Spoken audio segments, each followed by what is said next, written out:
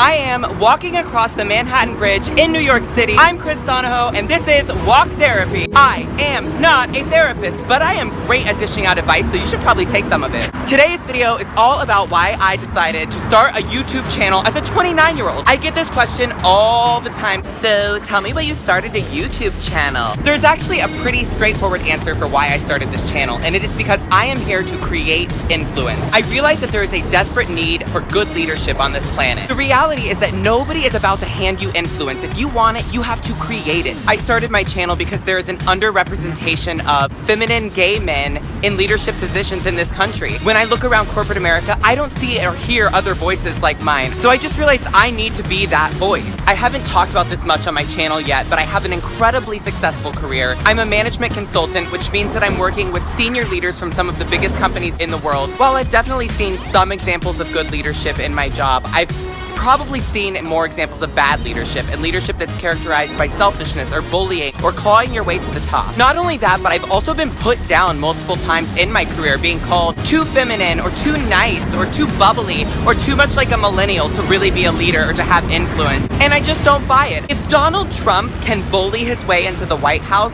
then an authentic leader like me should certainly be able to have a seat at the table. I started this channel because I'm about to turn 30 and I want to do something powerful and meaningful with my life. As my career has taken off in the last few years, I've just started to realize how unhappy I am with the status quo in corporate America. I am not here to necessarily play by the rules or accept how things are today. I'm here to push the boundaries and say, what does the future look like? What should it look like? And what's my place in shaping it? I want to say that it has not been easy for me to get here. I was a terrified little gay boy growing up in the South who had no idea what he was capable of. I was always that kid who played by the rules, the little boy who got straight A's, worked his butt off, did everything the right way. I'm realizing that now is the time to start breaking some rules. And maybe it's not even about breaking rules, it's about forging new ones. We need more soft-hearted, compassionate, empathetic leaders with integrity and authenticity to step up to the plate. I had a coworker last night tell me that he believes I'm certifiably an insane person, and he meant it. My reaction was to say, you know what, I might be a little bit insane, but more than that, I'm a visionary. At which point he laughed in my face. This whole channel really is about vision. I am not here to have a reasonable conversation with you.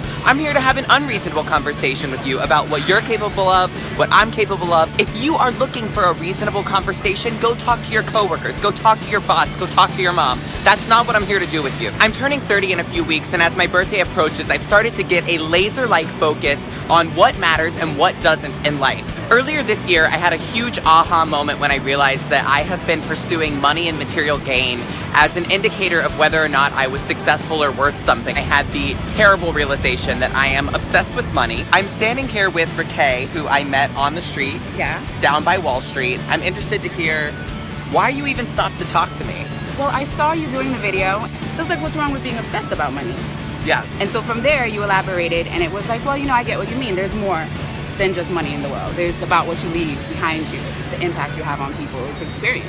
In a lot of ways, I used my salary as a report card to see how well I was doing. So if I got more money each year, then I was doing well on my little report card system. On the eve of my 30th birthday, it was a terrifying feeling to realize that every single goal that I've set, I have already accomplished. Which on one hand, you would say, doesn't that make you really happy? But the truth is, I think a lot of the goals that I've set in my life up until this point have been very material-based, very income-based, very measurable, so things that I could check off a list and say, look, I did it, I'm worth something. The problem with structuring your life around metrics like money or success is that if you don't achieve those things, you start to feel like you're not worth anything. And if you do achieve those things, you also still don't feel any better about yourself. Right now, I feel like there are a bunch of visionary leaders out there who are being laughed at or snickered at or being told, you're not really a leader, and I'm here to tell you, you are a leader and you can step up to the plate. I'm just realizing more and more that you cannot let other people project their limitations onto you. There's probably someone out there that is getting snickered at, and when they call themselves something, or when they claim something for their life, or when they